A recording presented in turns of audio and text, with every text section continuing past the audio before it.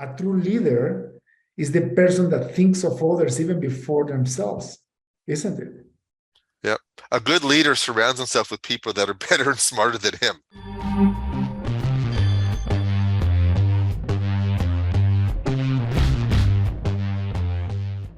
Welcome to the Leaders in Tech podcast. I am your host, David Mansella. This podcast is focused to interview leaders in technology that has changed the world for a better place and are actually making the business needs and wants. And with us, we have a beautiful, amazing example of that. He's a very good friend of mine and a business partner, Wayne Lipkus. Welcome to the show. Thank you very much. Thank you for having me. I'm very excited. Wayne, I'm not very good at pronunciating names, so can you please tell the audience what's your full name, Sure, where do you live, and what do you do for a living? Sure. My name is Wayne Lipkus. I currently live in Toronto, Canada, and I do computer consulting. I've been doing this since about 1989. I've had my own company. I've been fortunate to do consulting for a lot of different areas, a lot of different agencies, a lot of different companies, and worked with a lot of great people all over the world, Europe, India, South America, Latin America. So it's been quite the blessing. That's fantastic. And that's why you're here. For the audience, I had the privilege to be a partner with Wayne in a software company that we built together. We've been working together since 2011, Wayne, or 2012? Yes, 2012.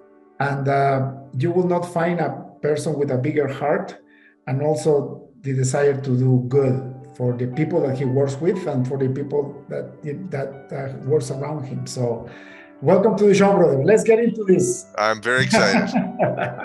Let's look back at the beginning of your career. Did you go to university? What did you do in school? So I graduated with a commerce degree. And after I did that, I wasn't sure what I wanted to do. And then I went back to school for computers, as that was kind of up and coming. So I did that for a few years. And then early on, I got a job opportunity at a company here called N.A.T.E to work in their information systems department. At that time, someone approached me with an idea for a product, a venture to do. So I thought this might be interested. I'm newly married. Now's the time to take the chance and the risk. So I did it. So me and a partner of mine at the time, we developed a system for the mortgage brokerage industry.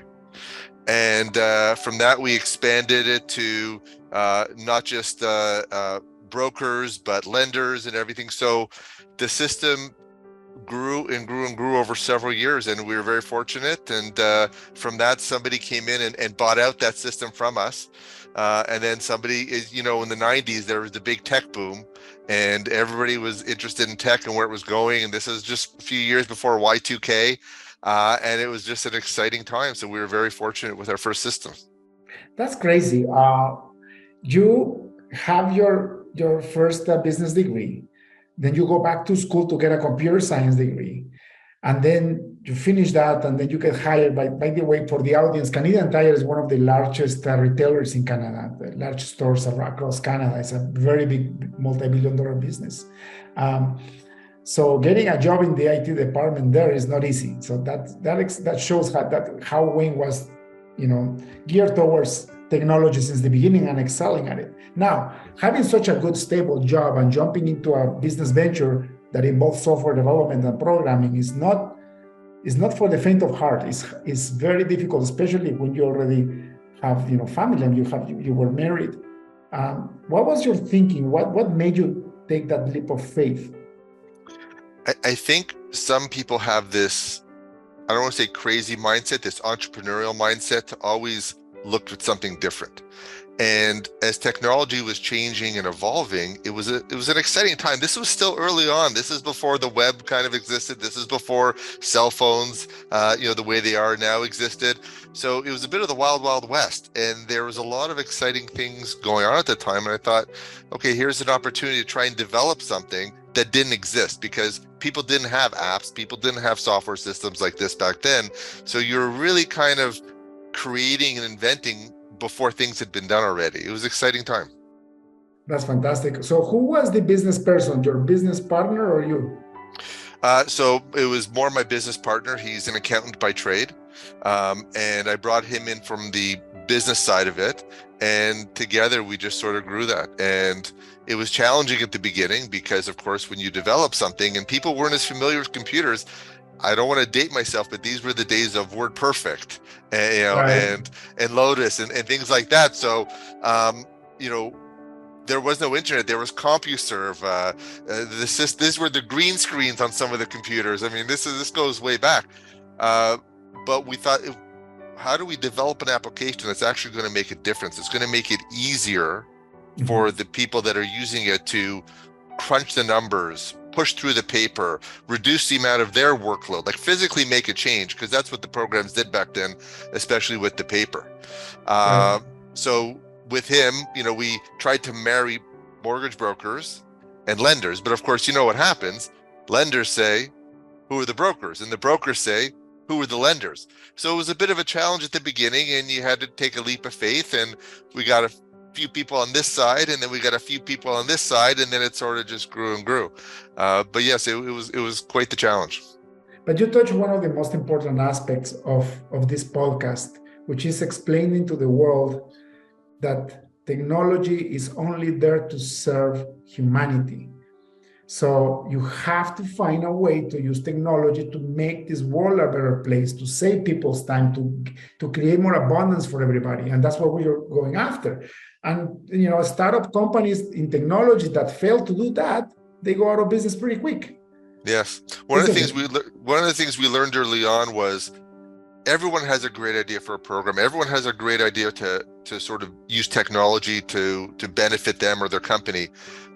But I've learned that to get the best answer and the best results, you have to deal with the people that use it the most. And how do you affect their lives? How are you actually changing their lives for the better? I know it sounds kind of silly, but really that's what you're doing. And sometimes you're saving them 5 minutes here and there, or 20 minutes, or an hour a day, and you're physically making a difference. And when you talk to them and you say, what are your pain points? Forget about the program and the technology. What is it that your issues are? What are your problems that you're facing? And then try and come up with a solution that can target their issues and make their lives better. That's fantastic. So, you know how many people that write a software product to automate a business process get to sell that to somebody else? Very few, brother. Very, very few. So congratulations on that exit. Thank you. How long did it take from the point that you guys started your business until you exited and you made the sale? So I was fortunate that when I was first brought on to, when someone came up with this idea and they said, could you develop this? I was lucky because it was developed for somebody. And they then said, okay, this is great. They're happy for me to take it and sell it because there was a lot of other people in the industry. So it made it a much better experience because we already had a core person that was prominent in the industry that we were developing it for. And I always find that's the easiest way to come up with a solution, as opposed to just saying, I'm going to come up with an idea or a product and I'm going to make everyone's lives better. You really have to have somebody's life you're making better first, and then take that and expand it out to others. So we did that. That was our core. That was our home base. And then from there, we were able to broaden our scope. Another great insight, right? Sometimes we write software that we think has a market, and then just to realize that nobody wants to use it because it's meaningless or because it automates maybe 25% and it's not worth the move. Right. Sometimes the best ideas in the world really go nowhere. Exactly. Right. So what did you do after that, after you exited from that venture? So when, as I said, that product was bought out a couple times. It actually then we were offered jobs by the large company. I decided to stay in my own business, and my partner went to go work for that company.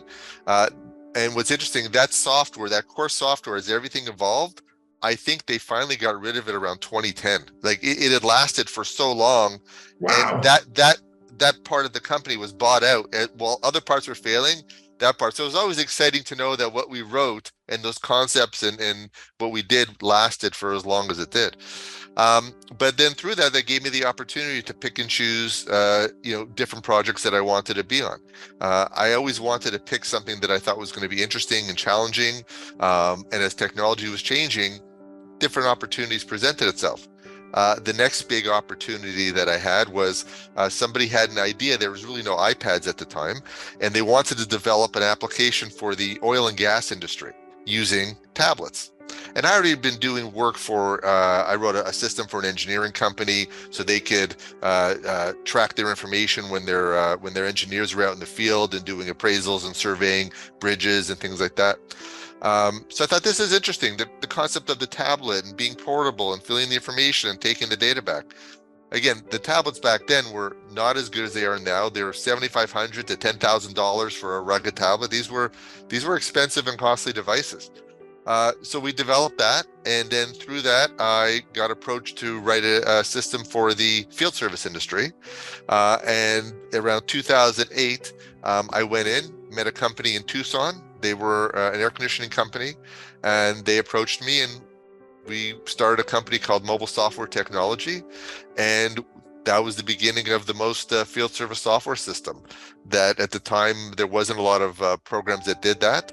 But what I liked about what they were doing was they had a different approach, and it wasn't about the software. It was about how do you take the industry best practices, which are just on paper, and how do you make the lives of the technicians better and the presentation and the lives of the customer experience better. So it was more people focused as opposed to just churning numbers and printing out information. That is fascinating. And how long did it take for you to stop writing code and really become a business and technology leader?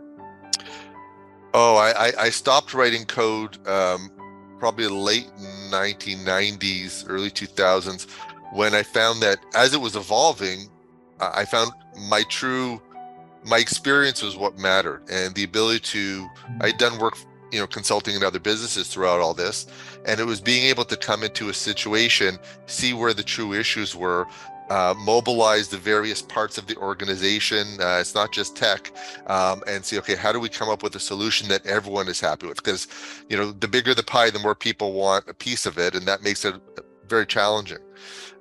So I shifted over to more of a product owner, product manager role in the early 2000s, and more designing than developing. And I found younger and smarter people to do that anyways.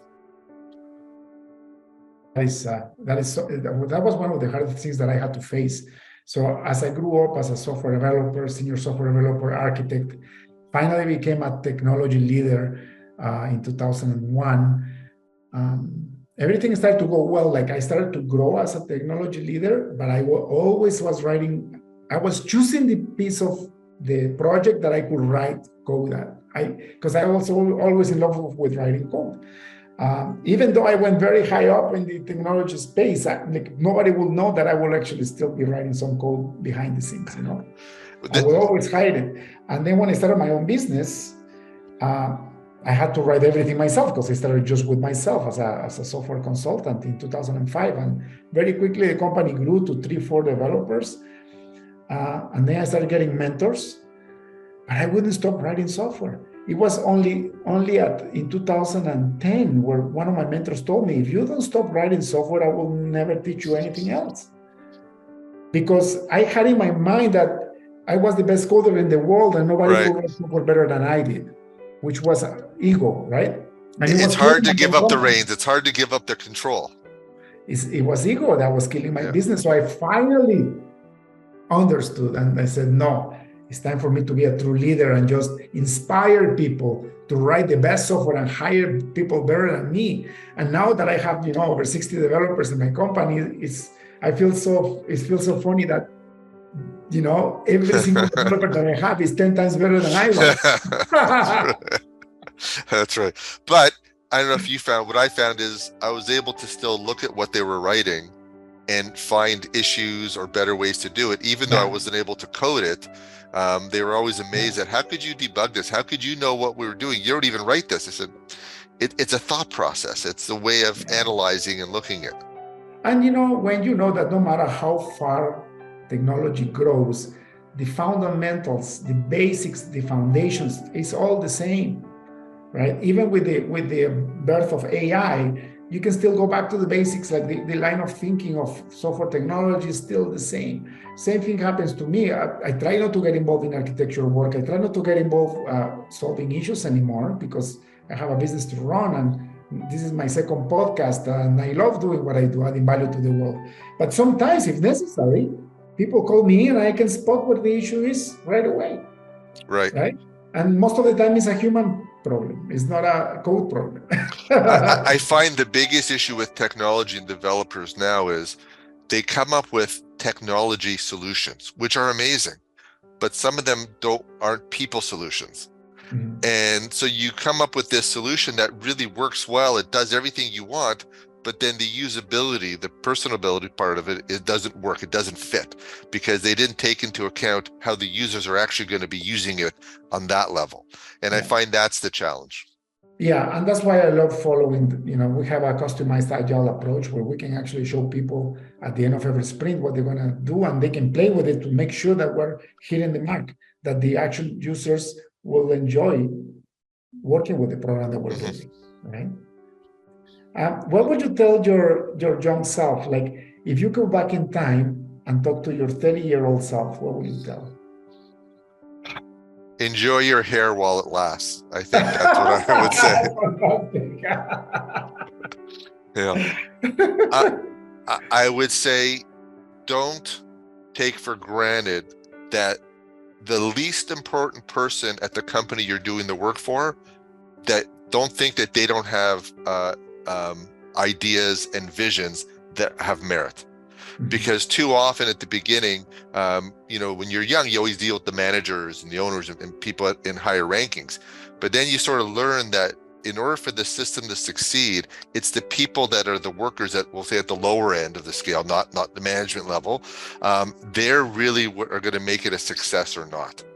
And you have to take into account, I don't care who they are, but they have value in their ideas and their solutions, and always listen to them. Sometimes more than the managers and the owners. Such a brilliant advice, Wayne. Thank you for that. It reminds me, I was hired for my company to work on a financial technology system for the education industry. So online financial accounting for schools, and they grew pretty quickly. And the reason why they grew so much, number one, they had the best company that was building the software. And no, actually, to be honest with you, they did that approach.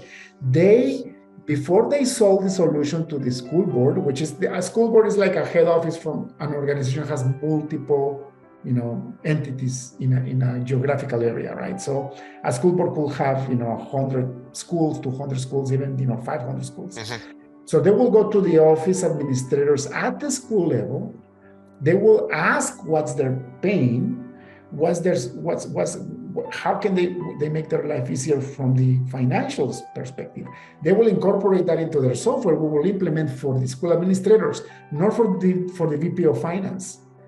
And once these people were happy and satisfied, they are the ones that were talked up through the ranks to buy the software. Right. And now they become $100 million company, and they are one of the largest fintech companies in the education industry in North America. That's amazing. Because they did what you're saying. They care about the person that is actually using the program and how do we solve the need of these people, even though they may look just like a normal school administrator. Yep. They were the ones with the power because they're the ones that actually needed the solution. I've always said that owners and managers are the ones that decide whether to purchase something, but it's always the end users are the ones that decide whether it's a success or not. Yeah. And that's what people have to realize. In your business career, what has been the most important problem that you had, and how did you overcome it, and what did you learn from it? Ironically, it's dealing with personalities. I've often said you don't need a computer degree to be successful. You need a psychology degree. Yeah. Because you have people that have their own thoughts on how things should work and how the program should work. And you have to not dismiss their idea, but also make them understand maybe there's a better way or somebody else's idea has merit. And you have to balance all that. And when you come in as the project manager or owner or a consultant, that's a really tough job because You don't want to say that's a bad idea, especially when you're dealing with a CFO or a CTO, and maybe what they're saying isn't the best way, to actually use or create the system. So I find that's probably one of the most challenging aspects that I've ever had. We've had, quite some battles in boardrooms, trying to make people understand, why it's not that their idea is wrong, but, I always say there's the right solution and there's the right now solution.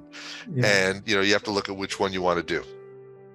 That is. So I'll go back to school for my psychology degree, and then I'll be much better at this.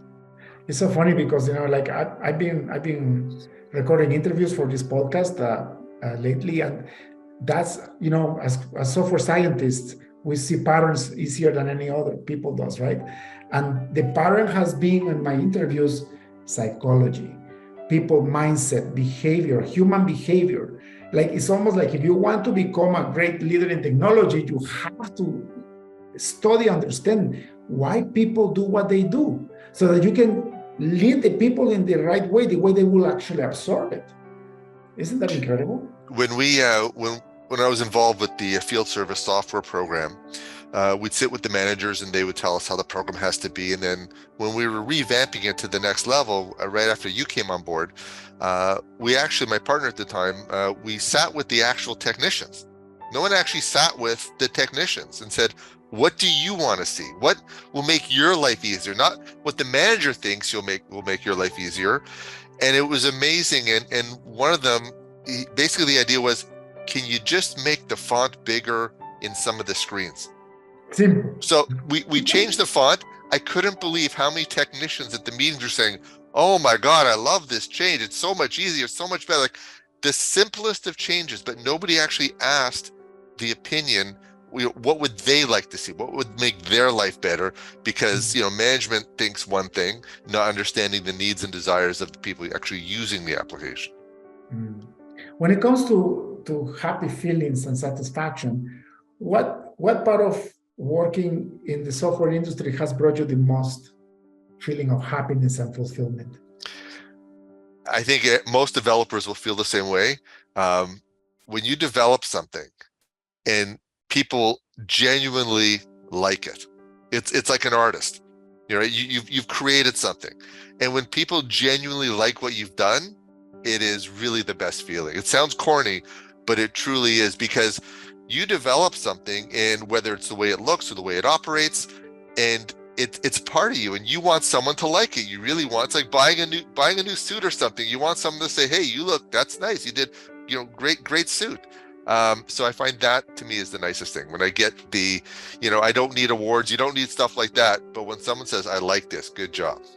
Yeah, it's beautiful. For me, it's that, but also when we're able to solve a big problem, or when we get a company out of business, like help them not go out of business because we fix their technology. It's such a satisfaction when they tell us we're the heroes. We're not the heroes. We're just doing our job the best that we can. But it has happened many times where I get these emails from CEOs saying, we're so grateful that you came into our business and helped fix this multi-million-dollar problem. And because of you, now we're thriving before we were facing bankruptcy. Yeah, I agree. Incredible, that's nice. Right? Yeah. Yeah. It doesn't take much. We just like to feel that what we did had merit and value. Exactly. Yeah. We want to make a difference. What would you suggest somebody that wants to become eventually a CTO, a CIO, that probably is just a programmer right now or a developer? What would you suggest this person? How will they, try to achieve their goals of becoming a leader? So aside from understanding the technology and what's out there, which is a lot tougher now than it was years ago, because it's changing so fast and so rapid. Just as you've kept up with something, it's changed again. So you really have to know a bit of everything as opposed to a lot of one thing. I don't believe in the word expert, because how can you be an expert in something that's constantly evolving and changing? But I would say, and this goes into what you were saying to my younger self, listen to people around you. Don't just understand what the technology is doing, but understand where this can go. Could you imagine talking to somebody when the World Wide Web was just coming out in the 90s, or when smartphones were just being developed, and trying to make them understand, where this is going to be? We couldn't back then. We couldn't fathom it. So it's really hard. So I think the key thing I would say is just keep your ears, always listen, always see what's happening, what's evolving around you, and always be inquisitive, be curious, ask why. Ask why. That's beautiful, brother. All right. I want to be very conscious of your time, Wayne. Thank you so much for being here. It's my pleasure. Thank you. One last question. If you had access to a billboard in front of the busiest highway on earth, what would you write in it?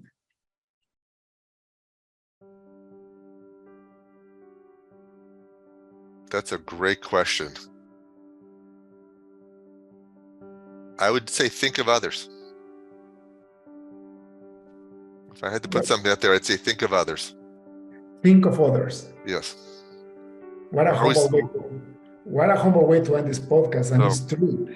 A true leader is the person that thinks of others even before themselves, isn't it? Yep. A good leader surrounds himself with people that are better and smarter than him. Exactly. And you can only do that if you are humble. If you become pride, that's the end of your career. I mean, you may still have a job, but people will start hating you behind your back. Exactly. This has been great. Thank you. Thank you so much, Wayne. If people like to hire your services, where can they find you online? They can go to my LinkedIn page, look me up at Wayne Lipkus, and you'll be able to find me. And if you need a product owner or a system developed, I know a good IT company that can help me do that. Thank you so much, Wayne. Yes, and have a beautiful rest of the week. Be well. Enjoy. We'll talk to you later. Cheers. Goodbye, everybody. Thank you. Thank you for tuning in to the Leaders in Tech podcast.